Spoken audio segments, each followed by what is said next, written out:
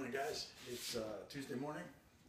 What I want to talk about today is follow on if you miss with a jab cross. So in other words, you fire your jab cross out there and the person's just out of range, or they move to your left and they move to your right, and following up with another punch. If you're going in a straight line, a nice simple one to practice is jab, cross, cross.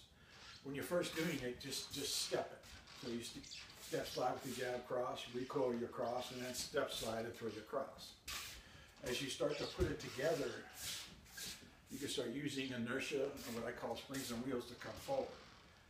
When that starts getting comfortable, you jab, cross, okay? Now you're going to use, when you recoil, you're going to bump your body in and throw your right hand. So it's more progressive. So it's 1, 2, 2, okay? And we're going to use the bungee ball today to practice this idea for a couple of reasons. Number one is the target acquisition. It's small. Number two, you can stand out of range of it, to start with. And then you're going to close the gap. And then lastly, I'll show you how to follow up when somebody goes to your left or somebody goes to your right. So we'll be talking about the bump and the shift too. But the only difference today is we're just using the target acquisition, the bungee ball. Remember, this is not about power. What makes power is timing and hitting the target at the right time. That's what makes power. And if you relax, you're smooth. And if you're smooth, you're quick. And what you want to practice doing is being smooth and being relaxed. Take the tension out of your punching. Relax and learn to snap everything out. Snap everything out and relax, okay? I'm a big advocate of shadow boxing. You want to work up to full speed, full punches. For the simple reason is that's what you're doing, and you don't want to rely on something holding you up like a heavy bag. Get this down first, then use a bag of pads, a partner, a ball. But the idea is you want to maintain your balance. For the simple fact is if you miss, okay, you want to be able to continue, and not to mention the ability to move. Okay, so notice I got the ball from me.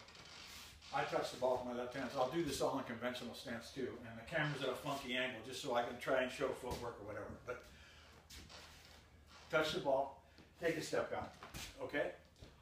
Just throw a simple jab cross up to the ball and stop. 1, 2. Notice your right hand's not reaching the ball. That mimics somebody either rocking back or being evasive or even stepping back. And you want to throw a third punch, because that's your opportunity. He's not going to expect a second right hand most of the time.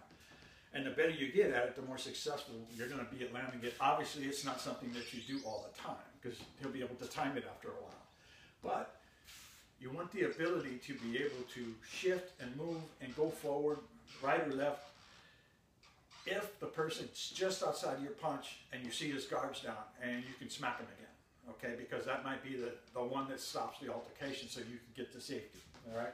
But anyway, the whole idea is just practice going at 1, 2. Now, once your right hand is here, okay, as you recoil, you're going to step forward and throw your right hand again. So you just walk it at first.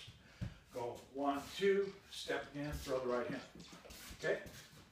Practice 1, 2, step and throw the right hand. And then you just slowly but surely get faster with it. You practice 1, 2. Okay. Now, when you start getting to a point in speed, you feel like you can actually jump. Do so. But here's one of the things that I practice. When I go 1, 2, okay, when I'm bringing my right hand back for my jump, I'm actually scooching my feet into my hand and bending my arm and relax so I can punch again. Does that make sense? So if I just throw 2 right hands, it looks like this. All right, so really what I'm doing is catching up to my hand in space and throwing it again. I'm not pulling it back to my face, because if I did that, my hand's out here, then if I pull it back, he has a chance to come in, okay? But if I'm here and I come up to my hand, now I'm covering this ground and I can fire mine into his face. Make sense? Because if they rock back, you want to be able to jam them up that way, all right? Because then that forces them to do something else. Slip, duck, roll, whatever they're going to do. So that's the key to it here. Remember, 1, 2, now. When you recoil your hand, you're really stepping up to your fist with a scooch. And then hit again. Okay? And when you do it with momentum, it's much easier. So you step, slide, scooch, try to bring your body up to it, and then you just get faster and faster at it, and try to practice covering ground. Remember, you want to relax, and throw your punches straight like you're punching into a tube, a hole. Okay, nice and relaxed. So, and just practice. 1, 2, scooch, 1, 2. Okay, and then get smooth with it. Okay, don't interrupt yourself.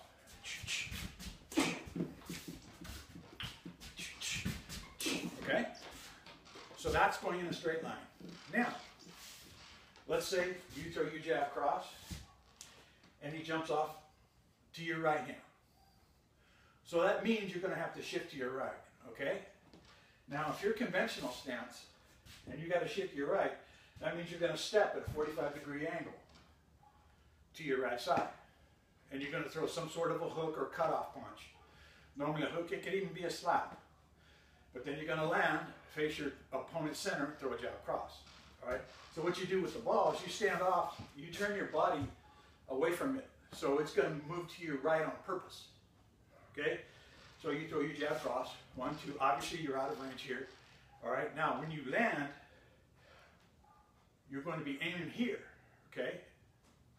So that's the thing you want to remember. All right? So you come here, boom. Now, because I'm conventional, I'm going to have to step off 45 degree to my right side to catch his head. Drop over Tony Chin and then throw my hook. Then relax and jab cross. Does that make sense? So instead of going in a straight line, you're just shifting off to the right.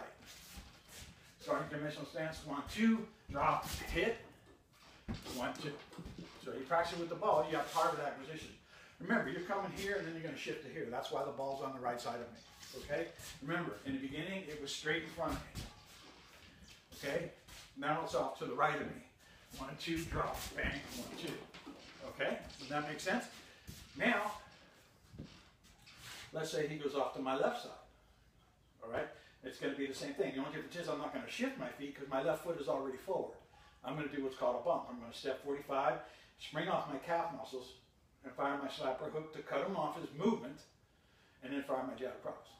Okay? So now the ball's to my left side. So I fire a 1, 2, then I drop, slap, 1, 2. You understand? So that's what you're playing with. And you do it all in conventional. If you can switch stances and do it all in southpaw as well. I like to do both sides.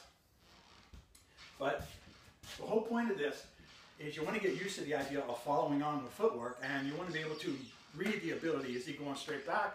Is he going to your right? Is he going to your left? And you want to be able to adjust on the fly.